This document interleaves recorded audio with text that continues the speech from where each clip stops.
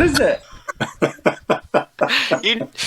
Why? I'm just wondering. It looks like your Mickey Mouse T-shirt. Fuck you. It is. Don't you be, Joe? What about my country helicopters hat? No, the T-shirt suits it. I wasn't going to get changed. No need for it. It was good. Suits you, mate. Look good. Show us again. Show What's us that? again. You're a dick. Original. Yes, original Mickey Mouse from Disneyland. You're looking fit as a fiddle there, Pistol. What have you been up to, Yeah, mate? thanks, Jake. Oh, just a bit of this and a bit of that. Yeah. You're looking good yourself. Oh, no, it's the lighting, mate. It's the lighting. Hey, Yeah. you've been running the God Zone. Yeah. I wouldn't say running, but doing the God Zone. Killing it. Yes. Yeah. Yeah, Hoodie was telling me about it. I'm not too sure wasn't too sure how to follow you or what, but Yeah. it sounded like you guys did bloody well. Yeah, no, it was good. Better than last year, so that's good. Yeah. You boys should all do it next year with us. No way. I can't run a bloody cold bath at the moment. Let alone... I got tired just hearing Hoodie was going to do the coast to coast. Yeah. Who do you reckon we're going to still be able to do it? We're on the long list, aren't we? Or the wait list. Yeah, but I reckon heaps of people will drop out. Just for a hold in there, eh? We'll see. What, is there a limit on contestants or whatever? Like 1,000, I think. Yeah, they said Holy. like 3,500 applied and only 1,000 spots. Yeah. Yeah. So, Jake, what have you been up to? not too much, mate. Just bloody chipping away. Where are you, Jake? It's sunny and bright outside where you are. It's I'm out in Luggett, down in Central Otago there. It's quite dark outside. It's probably just bright on the inside, I would have said. Got a flash camera. I'm just sitting in a spare room. There's nowhere else really for me to go in this house. It's only a small one. Did the missus kick you out of the lounge? Nah, she's off walking the dog, mate, so she doesn't want to have to hear any of this. All nonsense. Yeah, all the nonsense. Exactly. You just get back, last night, did you?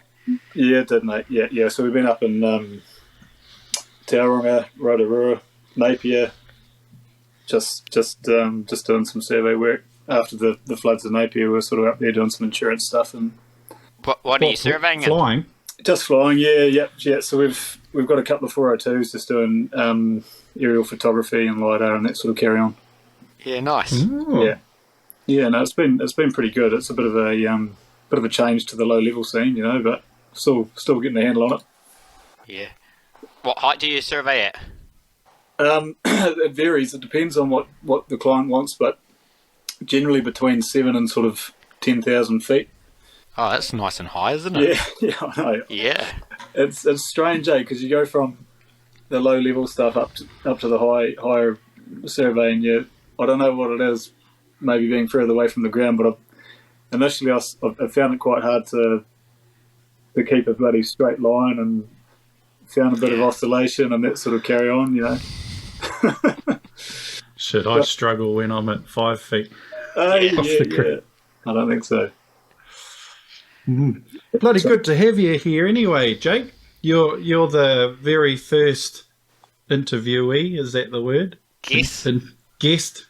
Very first guest. Hey, well, thanks very much for having me on, fellas. It's quite it's been bloody good listening to you over the last few podcasts. Have you been listening to us? I have, yeah. Admittedly, mate, I had to do a bit of a 3-run episode, if you like, in quick succession. Yes. Just to sort of catch up. To find out what you got installed. Yeah, that's right. And there's a couple of sneaky comments there from Hoodie that we would like to bloody clean up. Should we address him now? It's a shower, not a grower, mate. Classic. Do we need to introduce our guest, Jimbo? Oh, yes. Yeah. You tell us a bit about yourself, Jake. What have you done? Who are you? Jesus. What's your name? In what regard, mate? Oh, just your background in flying. Oh, look, well, I guess I suppose how we all know each other is through Andy and Kiwi Air and the Farmers There thing. I was sort of having to think about it today, and I guess it goes back to about 2010 or 11 when I started with Farmers. Yeah, I think you were a loader driver Yeah, for me. Definitely was, mate. Yeah, we spent a lot of time together, Pete. Yeah. You and George especially. And Lucas. Yeah, Lucas and Alex. Tristan. Yeah, I mean, it's a funny one. You sort of think about these boys and whereabouts they are now, but you lose contact with fellas over time, eh? Who else was there at that time? Lucas. Yeah, can't forget Lucas. No, Lucas. Yeah, Lucas was there. You remember that story about him and George watching the Olympics gathering? Someone told me the other day we should really take out people's names. Oh. True. Change his name. After the Tristy one. But they were sitting there. So someone, someone. not Lucas. They were sitting there and they were watching the Olympic Games ceremony, and there's one of those big blow-up doll things going around the stadium. Huge things. And Lucas turned around, someone turned around to George, and he goes, Hey George, who's that? And George goes, who do you think it is, Lucas? And he goes, oh, it's Harry Potter. That was fucking John Lennon.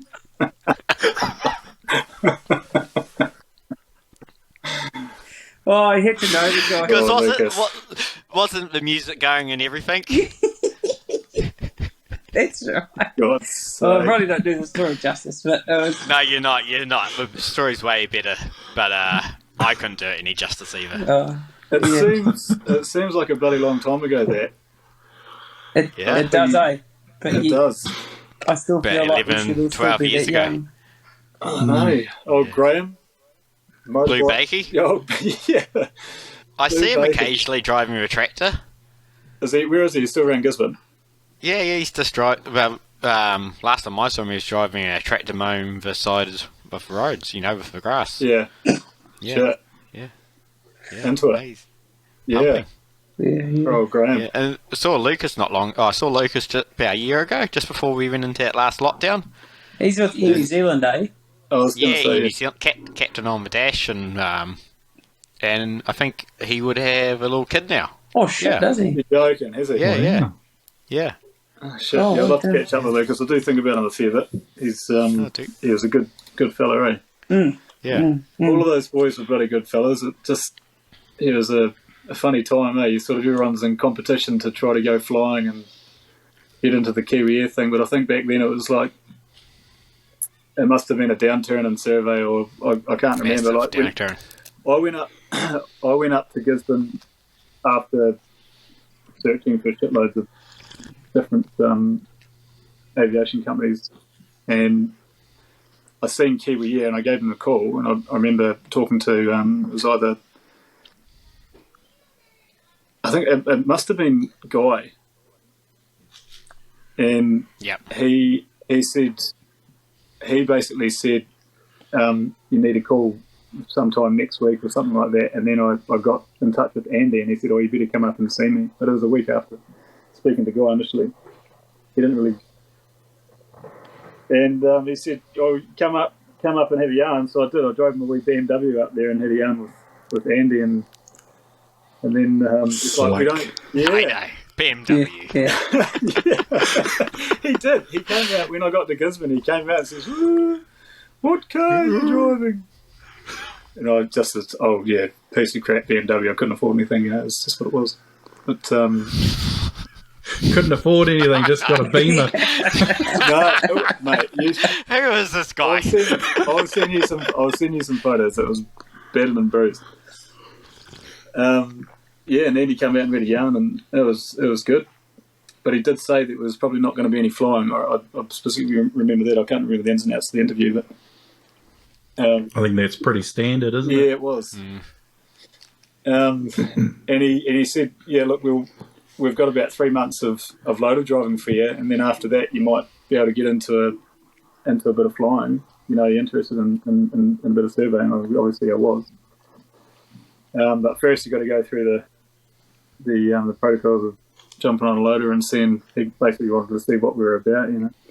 But I was keen as to come up and do a bit of loading. 3 months turned into 18 months. And yeah, And still no flying. and still no flying. Yeah, it was funny because that was 2000. It would have been 2010, I think, or 11. 11. It would have. It must have been 11. 2011. Because I was still surveying in 10, and it was still going. And about 11 or 12, it really started to slow down. Right. Okay. Well, it was definitely around that time anyway, and it wasn't until 2014. When I stayed up working there for 18 months with you guys, and then I just remember feeling like a little bit, shit, I don't know if we're going to get flying here, and I ended up getting it. It was a suggestion from Andy. He was like, "Oh, you need to get flying. I don't think we're going to get anything with survey at the moment. So, you know, if you want to go and find another job, that's fine by us, sort of thing. We'll give you a call if there's anything that comes up." And I remember that specific conversation with him, and it's like, "Oh shit, sounds pretty good." So I ended up getting a job down in Wanaka, and a couple of years later, it was like 2014. You know, here comes the phone What were you call, doing to go to Canada. What were you doing in Wanaka? I was working for Paul Cooper. We were doing, you know, the Milford flight, scenic flight stuff, going in and out of in Milford. And man, that flying was, you know, that time was just bloody awesome, mate. Because I couldn't relate it to anything outside of flight school. Then it was the first real sort of flying job. Yeah, cool. Cool. What was it you were flying? 206. That was sort of the first one. Prior to going up to Farmers there, I'd done a few months over in Aussie in a 172, just chasing sheep around. That's right. You were doing mustering, eh? Yeah. So What's that In a like? 172? in a wee 172, yeah. So I suppose that was the first. But there wasn't a lot of flying involved. I think over a year or whatever I've been there, I might have done 250 hours or something. So it was sort of 90% bloody being on the farm, digging holes and 40-degree heats, and 10% a bit of flying, which was all good. You look back now, and it was great. But yeah, at the time, you just wanted to go for flying, didn't you? Where's your microphone, boy? Does the sound not very good? Oh, I can't really hear. It's not too bad, mine. Isn't it just me Can then? you hear right? Turn your ears up, Paul. Ooh. Yeah. Oh, I don't want to waffle on, but No. That's all we do anyway, waffle. Yeah. You could probably tell by our previous podcast, we are definitely winging it. Yeah. that's all. Like we prepped you, made sure you had the right equipment and, obviously. The most common comment mate. I get is, that's an hour of my life I'm never going to get back.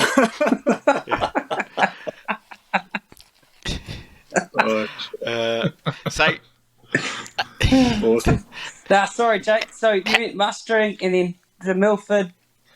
That was me. Yeah, and then the Kiwi call up for Canada. that's right. And I Canada. was like over the moon to hear from Katie, and I think it was we're going to Canada in about 3 days or something like this. And are you happy to go? And I was like, shit. 3 days, pack a bag, and tell the company that I was working for at the time. I was like, shit, I'm out of here, sort of thing. And everyone, Always short notice. it was, yeah, I know. I was sort of, from then on, it was like bags packed beside the bed, sort of shit, And you're out. Then you're out, Yeah. So that Can we go great. back to the mustering for a bit? Because I Absolutely. don't know anything about that how you do that with a plane. Is that all like you're in radio contact with fellas on the ground and you're telling them where they are, or are you actually rounding them up? No, so first you got to go get your low-level endorsement. I remember you telling me about this. Yeah. Because we don't have this in New Zealand. That's right, we don't. So Australia, you still have it. They've just gone. What do you do for that? You've got to find the right person. There's only a couple of guys that do them. So there's a guy in what's his name? Barry Foster, I think is. Foster. Yeah, bloody good guy. So I went and seen him, and you got to spend 5 hours doing different sort of manoeuvres, but all at low level.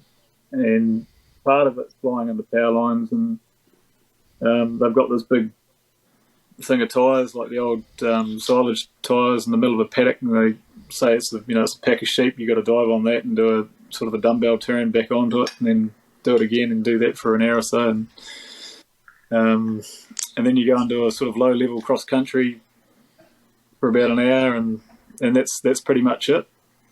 And so when you're doing the mustering, is it low level or is it like the mustering? Yeah, so the mustering itself is you wouldn't be any lower. Well, I mean, you can you wouldn't go any lower than 100 feet. You wouldn't really want to do that. But you've got 5 or 6 guys on the ground on their motorbikes, and you're in radio communication with them. So they're massive paddocks. You're talking bloody 1,000 hectare paddocks, huge. Yeah. And you'd be out there for 4 or 5 hours, sort of mustering as much fuel as you can fit in the 172, and then you'd be back, fill up again, and away I go again, sort of thing.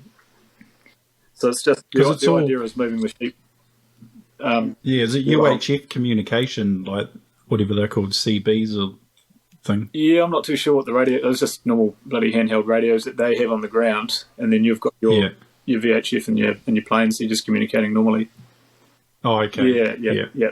And you run straight lines. There's no navigation GPS like what you have when you're navigating on low level survey or for top dressing. You're just basically following a magenta line on your GPS sort of thing, So you go from one end of the paddock to the next, and over that distance, you could be try to keep a straight line, but you might be bloody 2 or 3 miles out. 2 or 3 miles out. The other one, you could. I mean, yeah. Well, yeah, I was, Pete. You probably wouldn't be. Yeah, but I mean, obviously, you don't want to be too far out because you miss the sheep. So when you turn at the other end and come back, and if you're in front of the motorbikes, you know that you're too far over, sort of thing. So you just come back. But I mean, so it's quite regimented. There's a proper process to it and everything. Yeah, I suppose so. Like the guys that run the stations, they sit you down in the morning and tell you how they want to muster the paddock. There's generally one or two people that you communicate with on the ground. You can't talk to everyone. Maybe it's different now. You probably can talk to everyone, but at the time we couldn't. And they would communicate with the rest of their group because they could be 3 or 4 kilometres away from each other, sort of thing, and chasing sheep around the paddock till you get to the other end of the paddock where all the sheep are finally together. Yeah. But as far as like you're not, I mean, a lot of guys do, but it's not really part of your job to bloody dive on the sheep and muster them in that way. It's really just a sheep spotting, from the plane. And you're a bit like trainer spotting sort of thing. Yeah, I guess so, mate, yeah. Do you guys work in with choppers? Or not? No, the chopper guys are more on the cattle stations. Oh, yeah. So you're doing more sheep opposed to cattle. That was just all sheep, yeah. But because we know someone else who went and did the same thing. That came through farmers here. Nah, I think Arnie McCarty, didn't she go over and do it? Yeah, it was much the same story as what Jake's saying, like 90% farm work and treated like shit, and then told to go get in the plane. This is mate. When I got picked up, it was in the middle of the night because you go to Adelaide, jump on a bus. It's 10 hours north. This is where we were in a place called Mulgathing, which is up towards Cooper Pedy, if you know where that is. Yeah, I know Cooper Pedy. Right, so I mean, Cooper Pedy's known for bloody opals and being hot and people living underground, that sort of thing. So anyway, I got up there in the middle of the night, and James comes pick me up. This is the owner or the manager on the station. Picked me up. I just spent all this time on the bus with the Australian natives. Got to be a little bit fizzy. Anyway, it was pretty. Sam's not. So. Yeah. You're fine. Don't worry about it. Yeah. No, so it was. I was pretty happy to get off the bus. Anyway, I'll put it politely. James picks me up, 100 miles an hour down these old bloody farm tracks back into the middle of where the station houses and things are. And we get out, we're having a yarn on the way, of course. We get out, and I thought, he's not a bad guy. We get out, and he shows me where I'm staying. And here's walking to this room, there's bloody spider webs and shit everywhere, there's dirt on the floor. The bed's just springs, there's no mattress or anything, there's no sheets. I'm fuck, what have I got myself into? And that was it. So I just slept in my swan dry that night, and we were up at 5:30 or 6 o'clock or whatever it was in the morning to go and have breakfast. Felt like I didn't get any sleep that night, but Jess, the wife, was lovely enough to supply me with the goods during the day, so I got a good night's sleep the next night. But he couldn't give a shit. It was quite funny. Crikey. First night in Australia. on a bed with just springs. Just springs, mate. Living the dream. So is it a job people can do for money, or is it just an hour builder, essentially? Stepping stone? Yeah, stepping stone, I'd say. Again, man, it could have well changed now, Jimbo, but definitely at the time for me it was an hour builder I wanted to get my instructor rating, and I couldn't afford to do it flying around in New Zealand out of my own pockets. So I was lucky enough to sort of have that farming background, and when I applied for that job, he said, "Yeah, come over and meet us." And yeah, they gave me the job, and went over there and spent. It wasn't quite a year, but it was nearly a year. What do you reckon you made in that year? Bugger all. Yeah, bugger all. I think my wages, it might have been as I recall now, it was about $500 a fortnight or something like that. Yeah, it was pretty rough. Bit of but you got free accommodation. Yeah. So your money it was just over there. It was about $1,000 a month Australian, and you got your accommodation paid for. Well, you lived on the station, and your food and everything was paid for. So it wasn't. I'm not painting a great picture, but it was a good experience. It was a good experience. Good life skills. Yeah, it was a good experience, and you learn a lot. I think Character building. Yeah, it definitely is. The only thing that I didn't like, you don't have anyone to talk to when you're there out on your own, and you're a fresh bloody CPL with 250 hours, whatever you've got. Are you talking about like a mentor sort of thing, like a mentor opposed sort of to thing, just loneliness? Yeah, no, it's not so much loneliness, more about flying. Yeah, you sort of, if something's not going right with the airplane or whatever, you don't know at 200, you don't know at those hours, so you just. Yeah, there's no one really to talk to, and they sort of expect you to just go and jump in the airplane and go and do it, sort of thing, Yeah. Oh, did you meet heaps of good buggers though when you're like the shepherds and shit? They are, real good buggers, hardy, like very hardy sort of fellas, as you could imagine people in the middle of bloody nowhere being, Yeah. And these guys sleep under the stars. The doggers, which are the people that check the fence, the dog fence runs right through South Australia there. And they employ a couple of guys to make sure that there's no holes in the fence for the dingoes and that to get in to chew up the sheep. Yeah. So they employ these guys to make sure that the fences are mint. But these guys, I remember one old guy that would have been 80 years old or so. He's sleeping under the stars every night, sort of thing, Gee. Just hard old guys. It's awesome, mate. It's good character. It's a pretty cool life, isn't it? Wow. If you're into that, it's pretty cool. Yeah, if you like snakes. Yeah, I was going to say, till the big brown fucking comes slithering along. But it keeps you warm at night. You're right, though, Pete. It's one of those things that would suit a certain type of person. I think, you're out in the middle of nowhere, you're secluded, and just doing your thing. Yeah. Yeah, shit. And then, so you got the big call up and you're away, 3 days notice off to Canada. It was, mate. It was bloody fantastic. So that was the first tour. We went to Moosonee. Where's Moosonee? Moosonee is in Ontario. If you know James Bay, which is where your magnetic bloody North Pole is, or Hudson Bay, right at the very bottom of that is James Bay, and just on that peninsula, that little pendant. That little pendant is Moosonee. Gotcha. So we were saying, not far from Fort Albany. That's exactly right. Yeah, Fort Albany is just up around the side there. Yeah, so that was my first experience over there, and it was just awesome. The guys that I was with then, Cole and Crispin and Alex, just really good fellas. They've been flying survey for a while, and just good people to be around. So I wasn't sort of used to having that two-crew environment, if you like, so you've got that really good learning experience. Because it is quite daunting going away. If you were to be on your own, it would be a different sort of thing, wouldn't it? Yeah, for sure. It was quite a good setup because you're always with a couple of other people. In that 100%, sense. exactly. So, I mean, you've always got someone you can turn to if you've got a question about the airplane or whatever. And Andy's system, especially with new guys, was great.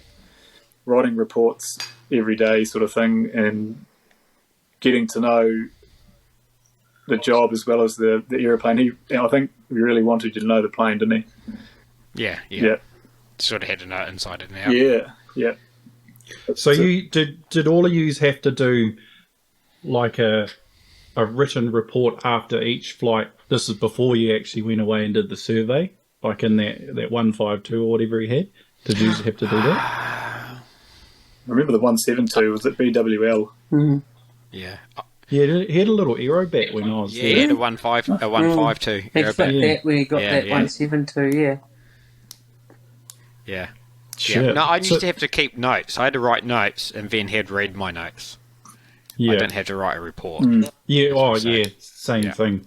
I had to do that every flight that I did in either the 152 or in the Cresco with them. And you always had to find something you needed to improve on, and you had to it didn't take much finding for me. Yes. It was normally quite obvious. You and me both, mate. Yeah. Yeah, that's good. So what did you think of, like, before you started surveying, you obviously loading for 18 months, so you had a bit of an idea from chatting to the fellas. Mm-hmm. How did that compare once you're actually in the thick of it and getting a few hours under your belt? Did you notice a difference with that compared to what you're expecting in your mind? It's a good question. I think I was just that excited to go because I'd spent 18 months thinking about flying survey. So when you actually get over there, you just think, man, this is awesome. Yeah. And especially being around, you boys that have done it for quite a few years, the stories, not just the flying, outside of flying too, the camaraderie, everything that was the interesting thing. And when you go over there and experience it yourself, the puzzles fit together, pieces of the puzzle fits together, so to speak. Yeah, I think it was. I mean, it was, depending on where we went, later on we spent time in India and other places, but I think some places were definitely better than others. But the first experience, I can say, was fantastic, mate, because you just felt like you were waiting for such a long time to go. Yeah. Like you gave up a flying job in New Zealand. How do you compare the flying in Fiordland and doing the low-level surveying? They're quite different, but both pretty neat. I never I didn't give that away. I was only a casual employee anyway at the time. I was working between Wanaka and Queenstown for two different companies, flying the 206 and then the Airvan when that came into it. Completely different kettle of fish, flying passengers in and out of Fiordland, really special way. Like the days, depending on the weather, can change, completely your outlook. I mean, you go into Milford one day and there's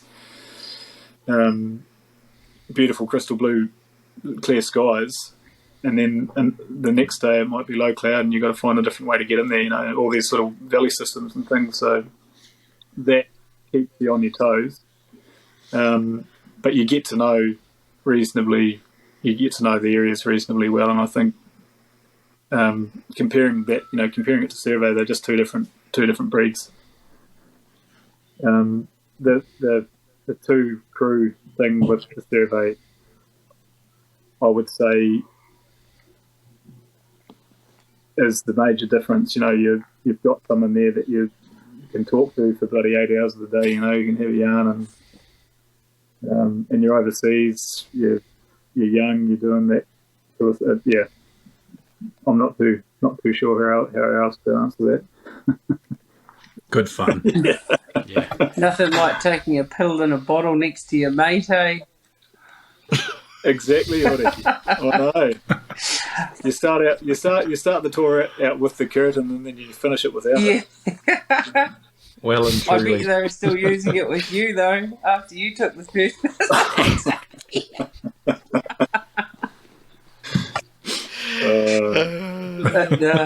You hit the bloody skirts a couple of times, didn't you, Pete, during the plane? Yeah. Didn't you carry a bucket around with you? No, I didn't carry a bucket. No, but yeah, no, I did have a couple of moments. Team building exercises. Yeah, and like my first one, the whole curtain thing wasn't a thing. It was because we were surveying in the Sahara, and we were about 3 hours away from the airport, and the stomach just instantly dropped, and it's like, oh fuck, yeah. What do you do? All right. But I contained it all. Didn't have any spillage, and but the other pilot was also called Jimbo, and he just had a bit of a when I said, "Oh fuck," and he just looked at me and he knew exactly what I was talking about. And then he just had one hand on the stick and the other hand on his head, just like that the whole way. But also learning experiences, didn't realise when you're pooing, you normally have to pee at the same time. So it's thought about the poo part, and then I was like, oh shit, I've got to pee down. So it's like you're scrambling around to find another bottle. You pooed into a bottle? Yeah. No, I pooed it. They had a toilet tom. Have you heard of toilet toms? Their little bag. Little bag unfolds. It's got like a hard sort of oval shape top, and you meant to pee in it, and it's got like a little pad in it. But crystal pad thing. It absorbs it all up and it just goes to jelly. Yeah, but it's shaped for both men and women, and so it fits in quite well. And so pooed into that, and then found a bottle to pee in at the same time. But I had to take you couldn't just sit on your seat, obviously. So it's lifted the seat cushion up, and it had a perfect square box underneath. So just hand under there, and been used to old pledge and window cleaning cloth to clean my hands up and the rest of it. And you've been best friends ever since. Yeah, that's right. You've had your couple of bouts of being crook overseas, AJ. I have, mate. Yeah, I got pretty bloody crook in Nepal, actually. Delhi belly. Yeah, I ended up being. I had no idea at the time, but it was Jardia.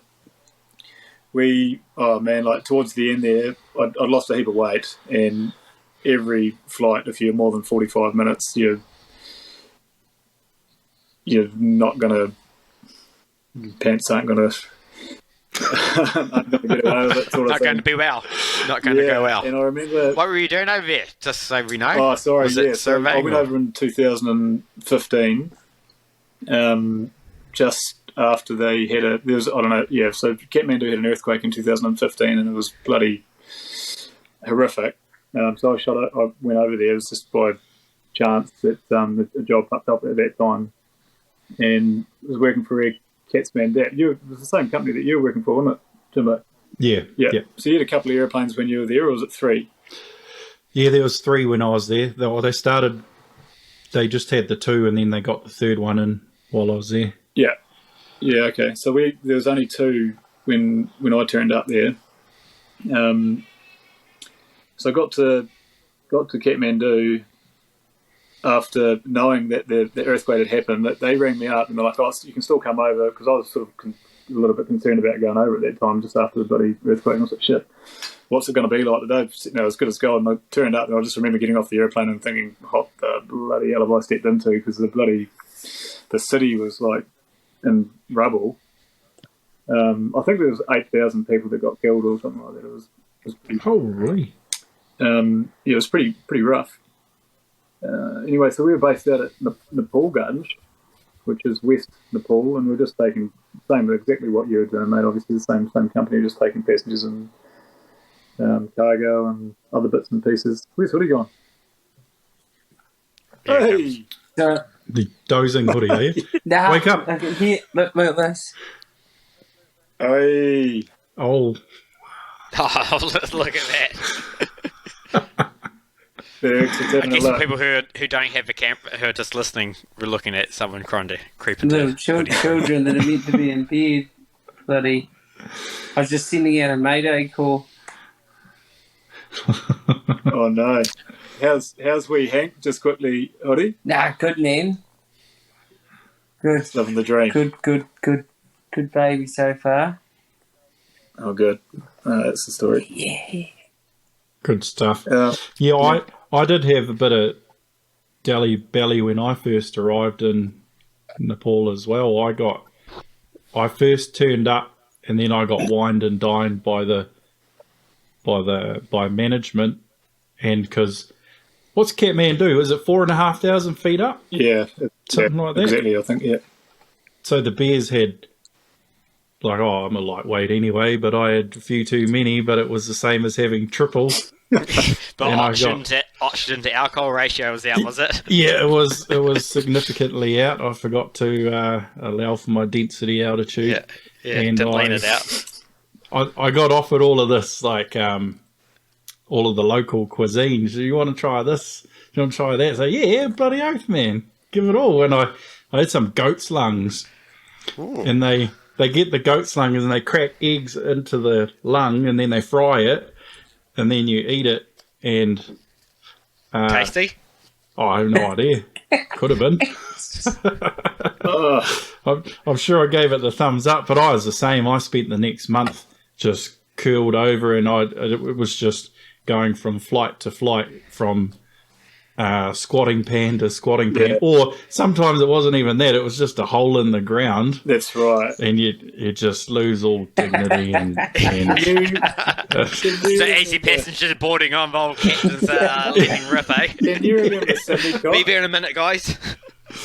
What's that? Can you remember Simicot? Yeah.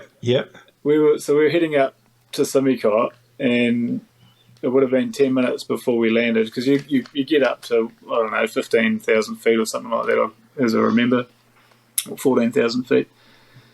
And I just had this bloody horrible grumble, hurt, pain in your stomach. And I couldn't, at that time, I couldn't hold on, you know. Oh, was it a passenger flight that way, or cargo? Yeah, it was. So I did. I thought I tried to let a wee bloody fart go. I thought that's all I could sort of sneak past the side, but it was it was horrendous. I shit myself, and I got to Simicot, jumped out of the airplane, and all the liquid just ran down the inside of my legs. Oh! I stepped out onto the wing, and I couldn't do anything. So, the toilet, you're talking about a pan toilet. At Simicot, they have that pan toilet, and it's like in a wooden box with, you can see the sky. And the toilet doesn't go to anywhere. It's just out to the back. There's no infrastructure for any of this sort of stuff. There's a little bucket of water next to you, in the little cup in the water. You're supposed to dip it in there and put it down your back, and that's how they clean themselves, with one of their hands. So I went in there and cleaned myself up, took my undies off because they were completely ruined, and then just put had hemp, because they grow hemp up everywhere. So I grabbed some hemp leaves and just cleaned myself up with the hemp leaves. Put my jeans back on and went back to work. Trooper. And Simicot is the furthest away airstrip you can fly to, so it's like, it's nearly an hour. Yeah, it's about an hour. 15. Yeah. And it's at nearly 10,000 feet up as well. It's just a lovely place. Absolutely lovely, but very secluded. It's probably the last place you'd want that to happen. No. So you're going into these trips at 10,000 feet, fully loaded. Yeah. Yep. And an XL. Yep. Maximum landing weight. Max landing weight. Yeah, for the strap, not your. It wouldn't be your top dressing load. Your 3 ton, I don't think. So you're in the XL. We're in the XL. Yeah. So about 7,000. Would have been 7,000 pounds. Yeah. Yeah. Probably just a bit more. 7,1, whatever it was. And I do actually remember going into one. Oh, I'll never forget this one. Actually, into Dolpa. Can you remember Dolpa? Yep. Yeah. So I remember Dolpa. We were shooting into there, and it's a one-way strip, and they had. There's no tar steel; it's just all dirt. I can't remember the altitude. It might be 8,000 feet or something like that. If that rings. Yeah, around that. Yeah. And I was coming around the corner because you go over a wee a ridge line and you descend down a valley and then turn right onto your final approach. And by the time you sort of get you turn right onto your final, you're almost committed. You're about a 3 or 4 mile final, and you can't have any tailwind going into there. And you're talking. You've got communication with the guys in the tower, so they sort of let you know if they've got any wind on the ground. You want to find out if there's a tailwind. Otherwise, you just give it away and go back home. I turned on the final and it was about 10 knots. I should have given it away then, but by the time I got down to where I wanted to land, there was no way I was going to be able to put it down there, and it was about halfway at the airstrip.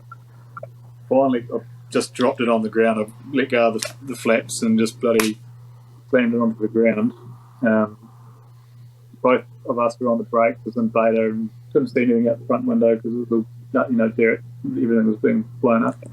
By the time we got stopped and the dust had settled, it was right at the very end of the strip. And if you remember what it was like at the very end of the strip, James.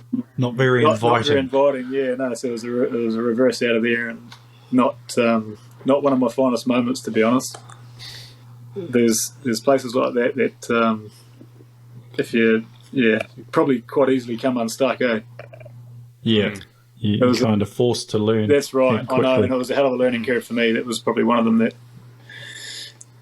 just, don't take any bloody tailwind into Dolphin. Yeah. But the lady, I remember that same flight, they were pretty happy to get off the airplane, as you would be as a passenger. The little lady that was there, she greeted us with this massive apple, and I'll never forget it. She was only about 5 foot off the ground, and this apple was, like this. And I just thought, she's got no shoes on. She's about to take a bloody 20-kilo bag of rice to her village, which could be a day's walk away, sort of thing. Big smile on her face. Probably doesn't have anything to give you except this. She gave you this apple. I thought it was pretty neat. Yeah. And then that Suchia tea, which is like buff milk tea, you'd smell it and just about terrible stuff.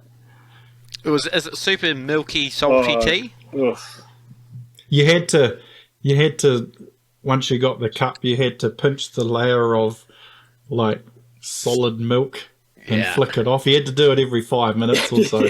Just re-pick the layer off. What was the tea made of? Like, what type of tea? What did they call it? That was the Suchia, was it? It was like salt tea, but made with buffalo milk. I think it was called Suchia, salt tea.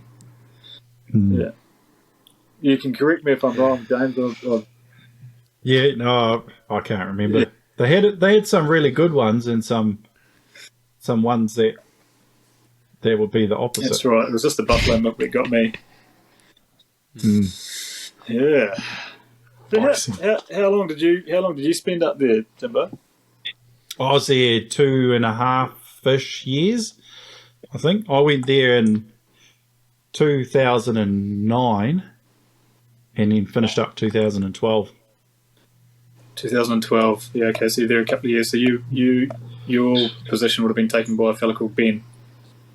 Yep, so Ben was there when I was there. I met Ben here in Methven, actually. He was flying the skydiving plane here and doing the skydiving course, and we got on the juice one night, and I don't know what happened, but he ended up in Nepal a couple of weeks later. Good night, Ben. Good night. Right. When did you first move to Methven? Oh, I moved here only in like 2018, so 4 or 5 years ago. But because I had a friend who was here at the time. Yeah. So he was flying the skydiving plane, and then Benji he wasn't actually flying it here. No, he was just in the parachuting course that they did here, and he used to fly the Cresco in Aussie somewhere. He's an Aussie fella. Yeah, right. Yeah, Pickard. Yeah, he's a top man, that fella. Good bugger. Mm. Yeah, he is a butcher by trade, and this same airstrip we were talking about earlier, Simicot, they've got this Himalayan goat it's like a chamois or something. Does that sound familiar, Yeah, Jake? it does. Yep. And it tastes really good. So we'd always get one whenever it was time, and then just give it to Benji, and he'd work his magic, and we'd have roast on the roof of the house we were staying, because the houses there were like square but with a flat roof, and they just keep building up over time. That's right. So you just put another level on top? And the top layer was always just a half a building, and then the rest was out in the open, and that was we'd usually have some drinks on there, and have a barbecue, invite the Ruskies around. Good fun. The Ruskies. Because the UN World Food Programme that's still there now, that was there then, they had their own choppers. They had a couple of Mil-8s that were based there, some UN ones, Ukraine pilots. In Nepal Gunj. Yeah, cool. I was based in Surkhet when I was there. Oh, right, okay. Yeah, we'd only go to Nepal Gunj a little bit. Yeah. So you had your own house in Surkhet? Yeah, there was a crew camp like in Nepal Gunj where everyone would stay, because the company had a couple of planes and a whole bunch of crew to work for loading and unloading the aircraft, and then pilots and all that crap. Yeah. But I was just keen to go and not live there. Yeah. After do my own thing. After 2 and a bit years as well, would you go back up there and do a bit of flying? I've thought about it. I got asked to go. I have gone back a couple of times to do some pilot proficiency check flights, whatever they're called, those annual check flights. And I did get asked by one of the other companies there, I can't remember which one, to go and fly their Dornier. CETA. And I was, it might have been them. I was keen to, but I was top dressing back here, and I was still in the honeymoon phase, so I didn't want to give that up. But I would have, because I haven't got any multi-time, and they were going to send me to the States and get my ATPL, and then send me back in to do some more. But so that's what they brought in Nepal. You had to have your ATPL. It was pretty much one of the reasons why I never went back. I'd sort of, what, for all types of aircraft? It doesn't matter what you were in. They wanted you to have your ATPL, because like a foreigner would go over there and you'd be what they would call an IP, an instructor pilot. So you'd sit in with. The idea was to get the Nepalese guys up to speed so they can fly and be the captain, I guess. But now you can't fly there with commercial, so your instructor rating or whatever, it doesn't matter. You have to have the ATPL. So they only just brought that in. I think it must have been in 2016.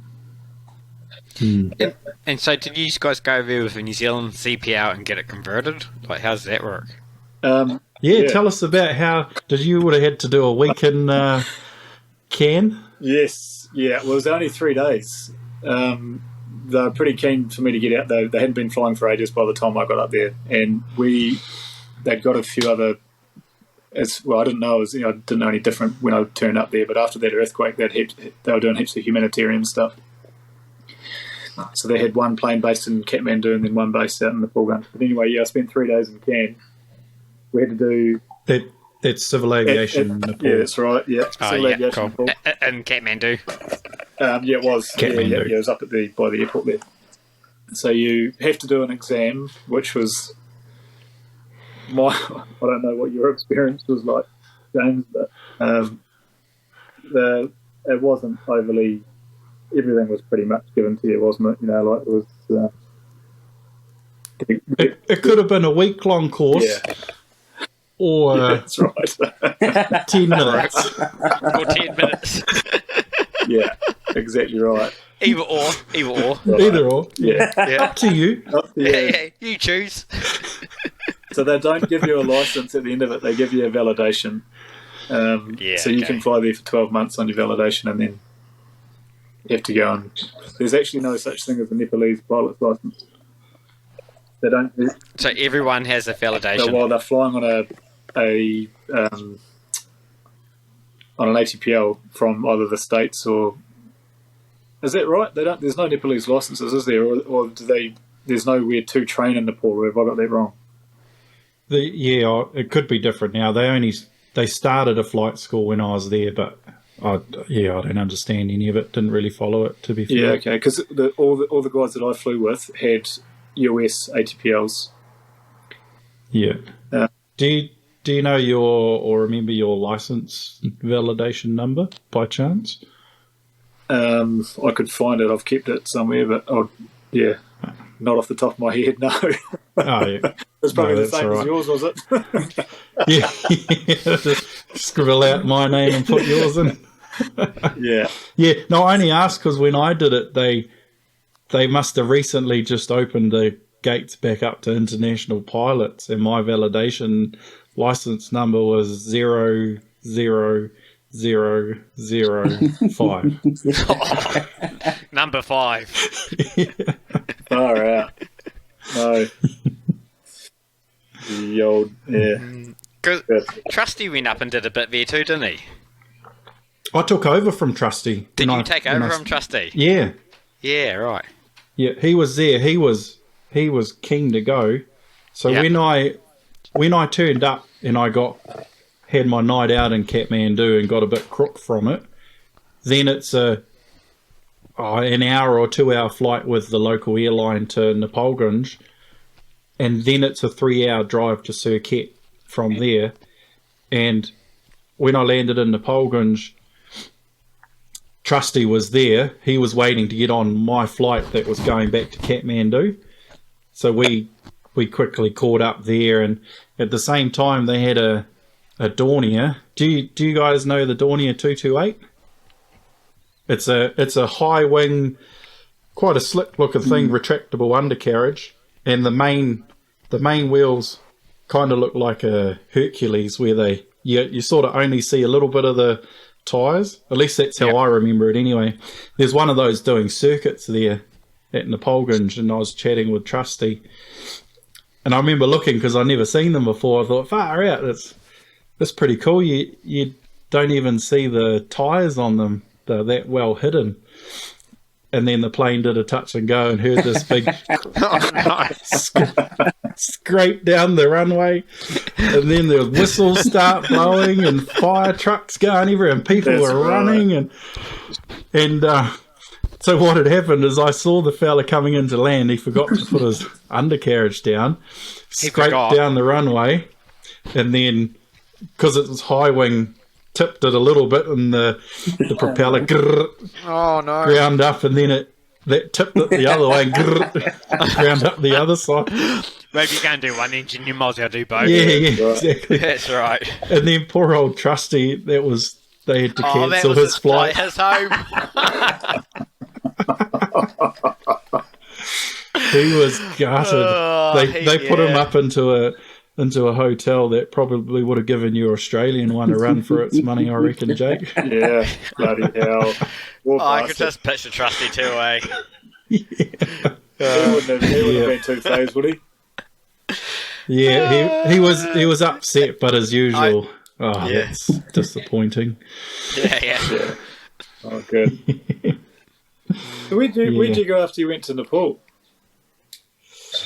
Top dressing. So you came back straight to New Zealand, did you? Yeah. I finished in early 2012, and then went straight to Wanganui and started. I didn't start flying straight away with them. I was in the hangar for 6 months, and then did my air grading with them. Yeah. Sure. And that was that. Yeah, I went back to. Yeah, like I said, I went back a couple of times to do a few little proficiency flights for those fellas, but yeah, that was really it. So what was your overall thoughts on flying the XL in the survey and in Nepal? Nepal, it was, again, I'd probably relate that a little bit to the Milford stuff, because you're flying passengers and there's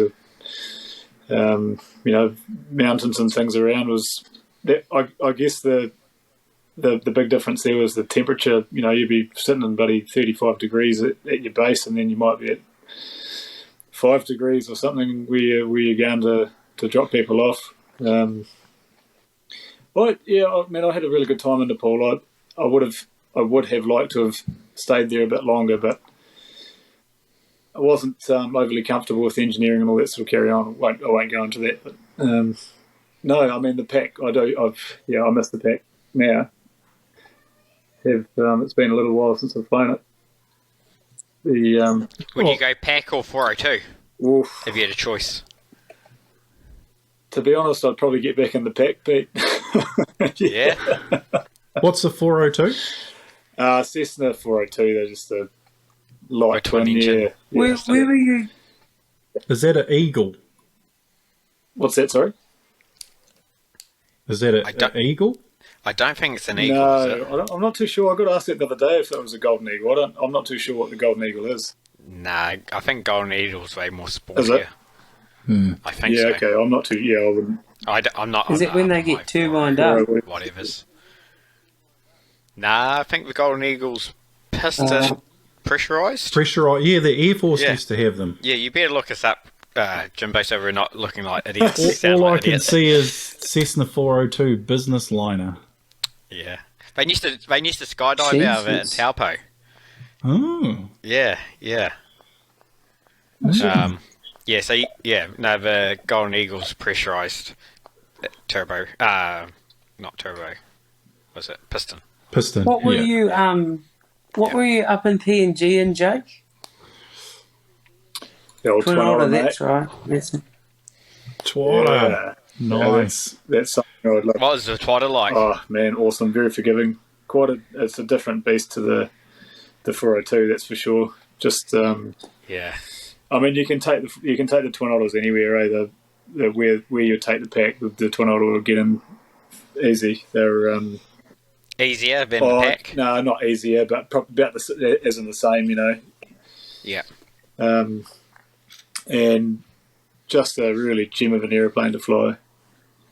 Yeah. We had, I think because I was working for heavy lift there until COVID sort of stuffed it all up for us. We ended up doing 18 weeks in quarantine. So it was just spending that time in the hotel, mate. She got a bit much in the end. Yeah, old COVID, COVID, yeah. But mate, if it wasn't for that, I'd probably still be in Papua New Guinea. I really enjoyed flying. Yeah, right. Yeah. So if it wasn't for COVID, it'd be PNG. I think so, mate. Yeah, just the tours too, man. Like you're working your 28 days on, 28 days off, and the guys there are great. You're working with bloody good buggers. Well, Will Plunkett, who's an Aussie at the moment. Do you make enough money to have a decent lifestyle doing that 28 day on, 20 day off? I would like to say yes, but if you're living somewhere that was a little bit less expensive, like you spend 28 days. Not Wanaka. you spend 28 days at work and then you come home and spend 28 days at Mod 10, so it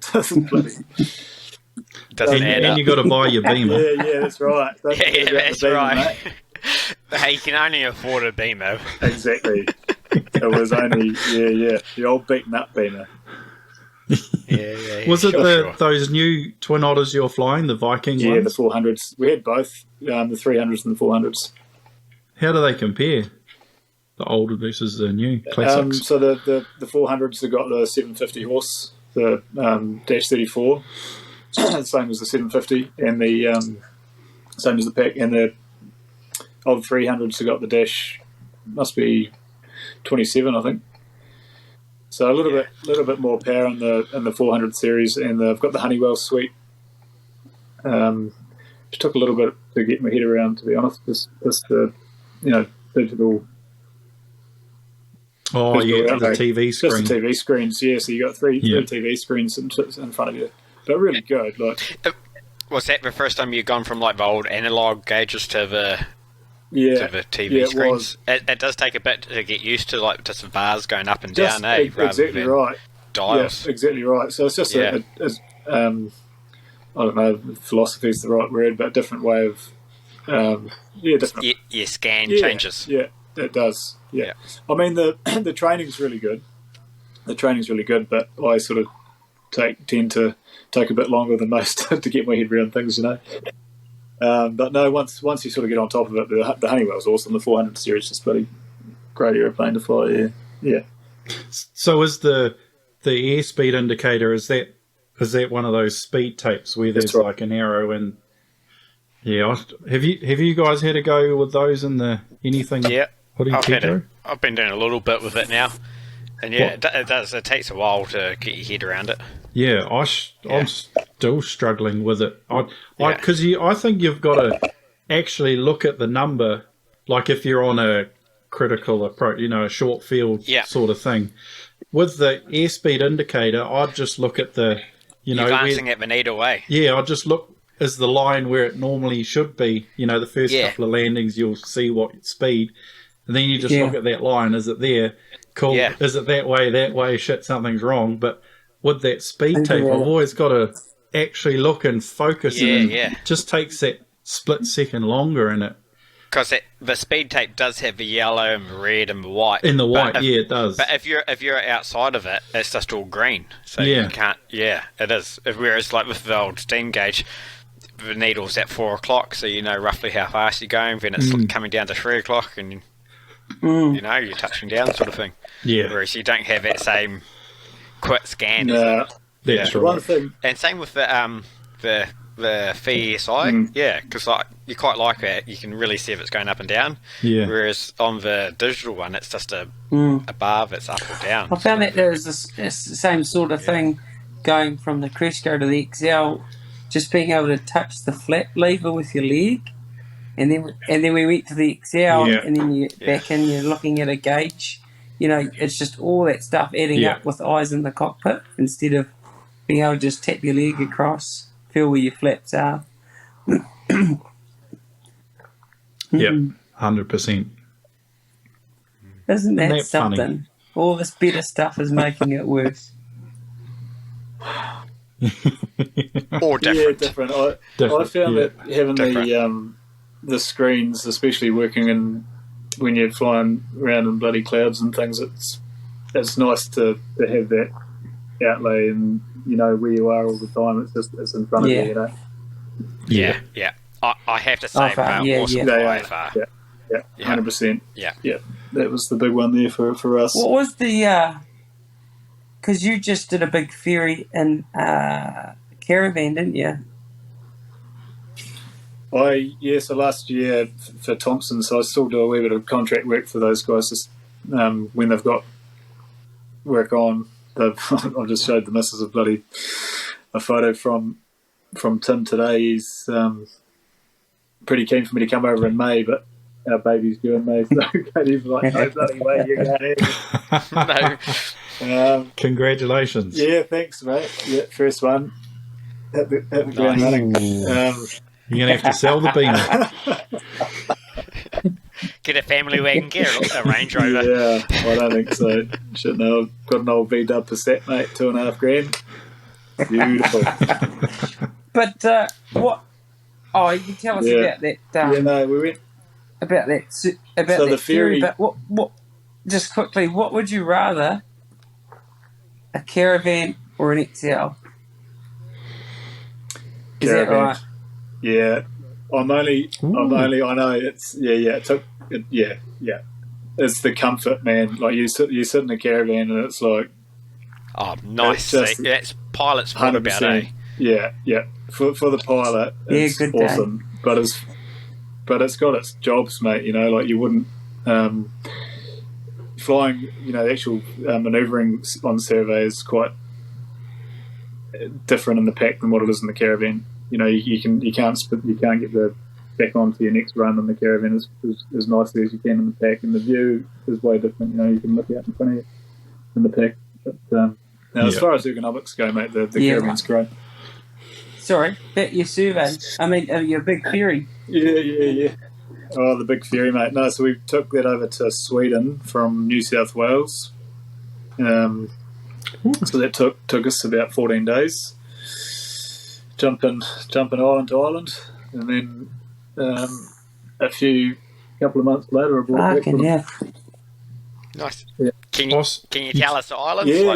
Where you went? Sure. So New South Wales, left New South Wales. We went up to Alice Springs, and then up to Broome, across to Surabaya in Indonesia, and then Banda Aceh, which is most northern point in Indonesia there. On the way up, we ended up going through Sri Lanka, but it was that time last year when the bloody crisis in Sri Lanka, there was no fuel and all that stuff. So we weren't 100% sure if we were going to be able to go through there or not, but it turned out we could. So anyway, we got... Spend a night in the Colombo. Is it Colombo? No, we just refueled. We just stopped for a refuel there, actually, Pete. We just got some fuel there. We're there for about an hour, and that would have been a big hop. I'm just looking at the map going from the next. What's that? 7 hours? Shit, I'd have to look at the logbook. Yeah, it would have been something like that. Yeah. From you're talking about from Banda Aceh to Colombo. Yeah. I think it was about 7 or 8 hours. Yeah, and then we refueled there, and then went down and stayed in the Maldives, which was bloody nice. Just for the night, and then the next day, I can't think what the island's called, but it's around. It's one of the islands in the Maldives. We had to take off from the main airstrip in the Maldives, land at this other one. It was about 45 minutes away. Refuel there, which was a really short airstrip, and we took off. We had to do that because we wouldn't have enough fuel our next stop was in Muscat. So you didn't go through India to get to Muscat? No, we did. We came back that way because we couldn't go through Sri Lanka. But on the way up there, we went straight from. I can't remember what the island's called, but refuel. Maldives. An island in the Maldives. Maldives, yeah, and then up to Muscat in Oman. Stayed there for a night. God, have you been up? Have you been to Muscat before? That airport. Good meat. Good grills. Man, that airport is unbelievable, eh? When I came in there, what's it? Burgess, this is a plane spotter. What's that big Antonov? The A24 or whatever it is. Yeah, that was on approach, and I got to fly straight over it. The 6-engine one? Yeah, the massive one. Awesome. That was cool. It's coming into Muscat, and I was doing an approach over top of it. That was cool. Jesus. You got status. In the plane spotting world, maybe. Yeah. I didn't take a photo of it though, so yeah, it doesn't count, does it? Yeah. So that one leg was a bit of a funny one, because you're 11 hours pretty much over the water. Gee. And there's a shipping lane that runs through there, which makes you feel a little bit more at ease if anything happened. Although don't the pirates tend to target that area? They do. So that's right. We went from Muscat to Saudi Arabia, from Saudi to Egypt, and then the next leg Whereabouts in Egypt did you go up to Alexandria? Is it Alexandria? No, we stayed in Hurghada, which is an hour south of Cairo, maybe an hour and a half, 2 hours south of Cairo, as the crow flies. But that leg there, because Will Harrington was with me, an Australian fella, he had these binoculars and he's looking out the bloody thing. Is it the Red Sea crossing that up there? It must be, isn't it? So he sees this thing, he's like, shit, is that a submarine? And I'm looking at it, he gives me the binos, I'm looking at it. I reckon that is a submarine. And we get closer to it and the bloody thing just disappears in the water. And Will was just like, I don't know, he was panicking, because all the stuff that was happening in Russia. Same time, wasn't it? Yeah. I didn't think too much of it. We got up and you could see there was about, 3 or 4 little boats around it, and you could see this massive, it looked green, it was underwater, I couldn't see a kaleidoscope or anything, but there was definitely a submarine. They must have been doing some sort of practice drills or whatever they do. But we looked it up. We did look it up when we got to our next stop, and it was a Israeli submarine. Wow. They must do drills out in that in the ocean there. So, speaking of all of that stuff, so one of the legs when I went over to Muscat, I heard, because I always used to listen out onto 1, 2, 3, 4, 5. Yeah, and heard on that frequency aircraft flying, and gave some lessons along. You're flying in a restricted airspace. You must leave now, and it just kept repeating it, and then didn't know what happened to that aircraft. No, it wasn't me. No, it was to the north. It was to the north of me. Yeah. But on that same leg, when I called up Muscat, I must have been about 120 miles off the coast, and they said, be advised, there's multiple VFR traffic in your area. I was like, this is an odd place for VFR traffic to be hanging out. And then he was, probably within a few minutes, he was at F16 just on the wingtip, flying next to me. Holy moly. I scrambled to get my camera to take a photo, and as I'm taking a photo, he's just peeling off into the haze. No way. Yeah. Again, I know, I disappoint Burgess with my plane spotting. What Air Force was there? It was pretty cool. Yeah. I don't know. I'm assuming the Oman Air Force. It was in the airspace, but who knows? But yeah, I thought it was odd. It's going to be multiple VFR traffic at 10,000 feet, 120 miles off the coast of Oman. Yeah, that is strange. Yeah. That'd be cool. Yeah. Anyway, carry on. So you're in Egypt. Egypt for a night. Then we went up to Greece. We stayed in what the heck is that little island called? It's it doesn't matter. It'll come back to me. Santorini? No, is that the good one? That's the good one. It's an island by itself. Big. It's a really big bloody island in Greece. Heraklion. Heraklion was the airstrip. Crete. Crete. Yeah. Oh, Crete, is that how you pronounce it? Crete. So Heraklion, man, I've never been to that part of the world before. It was pretty amazing. Beautiful scenery. And then from Greece we went to. Did we go to Czech Republic? No. I'm just trying to think. We went from there. I think it was. We might have gone to Prague. So we went from Greece. Yeah, I think we went to Prague, and then from Prague to Stockholm to where we were working. Yeah, cool. And you surveyed up there? Yeah, we did a little bit. Yeah, cool. So they LiDAR? No, that was all low level. Yeah, magnetic. Yeah. Shit. So there's obviously. Is that aircraft like a one of a kind to warrant flying it halfway around the world to do a job and fly it back a month or whatever later?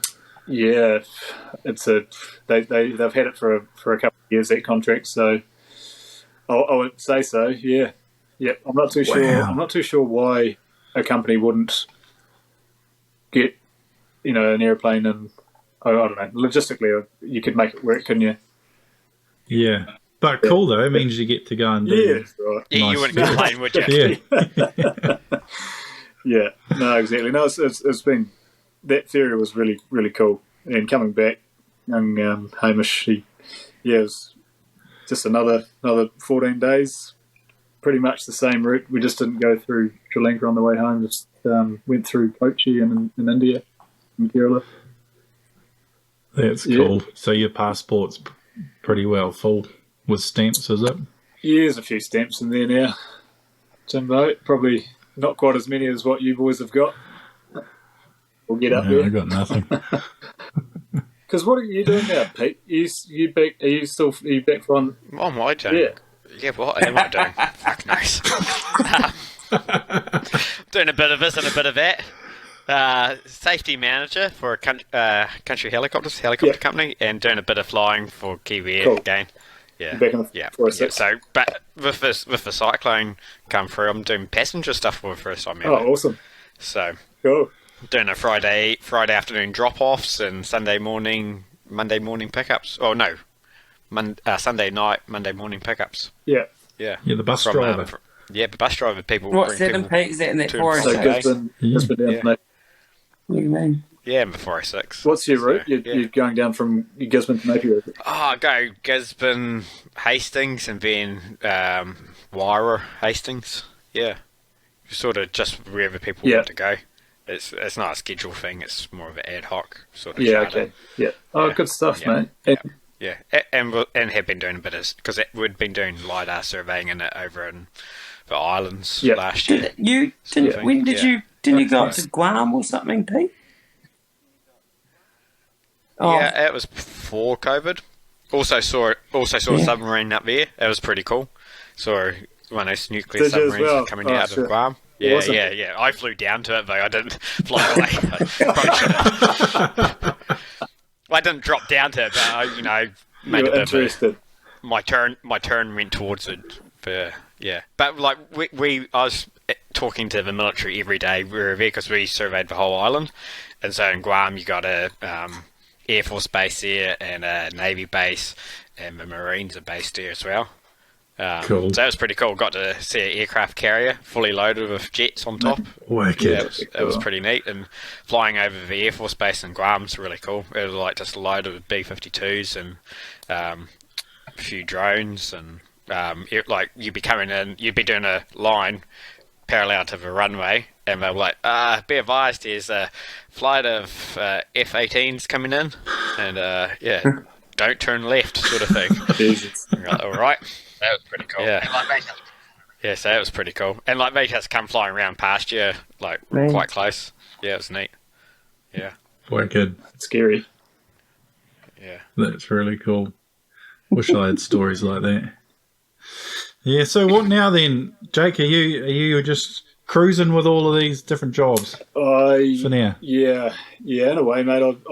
I'm working for one in particular in New Zealand, and just sort of we'll see how that goes over the next little while. I would like to be a bit more stable, to be honest with you, with the baby coming, but just got to do what you got to do, eh?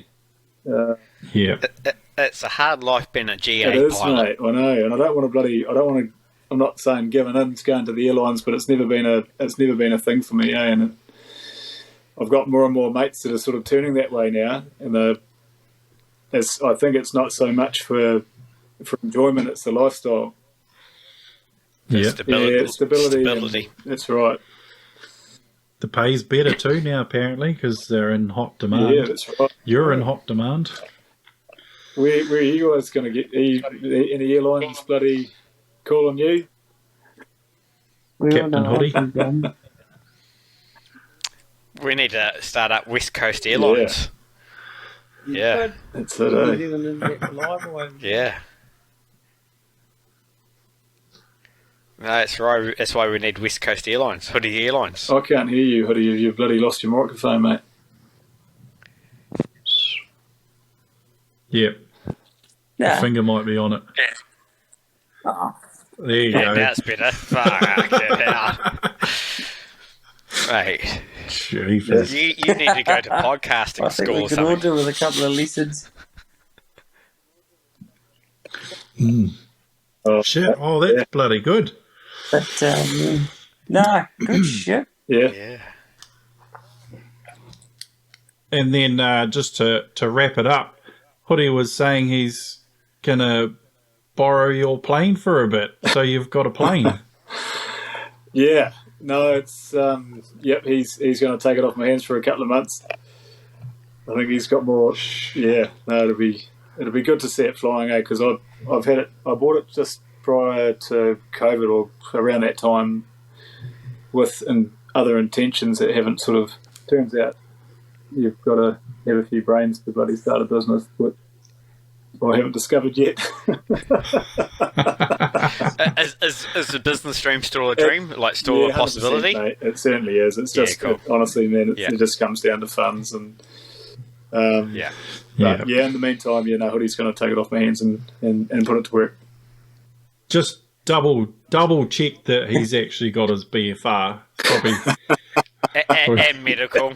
Better make sure he goes medical. Yeah, you dodgy bastard. Yeah. And his rating. Yeah. 180 or 185? It's a 180. Yeah. 180. Nice. Lovely. Nice machines. No. Well, I think that's gone pretty bloody well, gentlemen. Potentially our best podcast yet. I think so. That was a good yarn. Yeah. Lads, thanks very much for bloody pulling me in. It was good to catch up with you. Oh, yeah. Absolute pleasure having you on, Jake. Do you oh man, I don't. Sam, finish us off, Sam. Hey? Oh. Anytime you like. Hey, you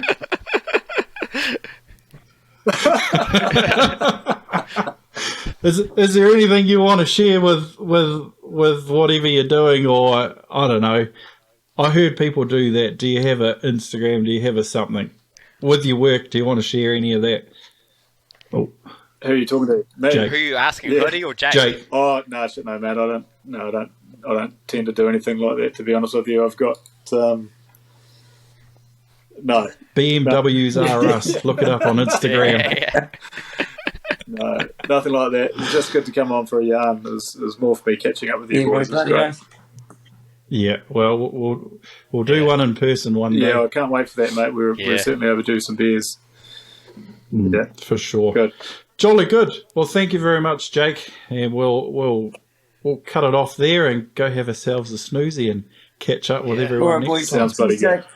Awesome. Thank you very much. Okay. Cheers, guys. Have a good one, See you, gentlemen. mate. Hooroo. See ya.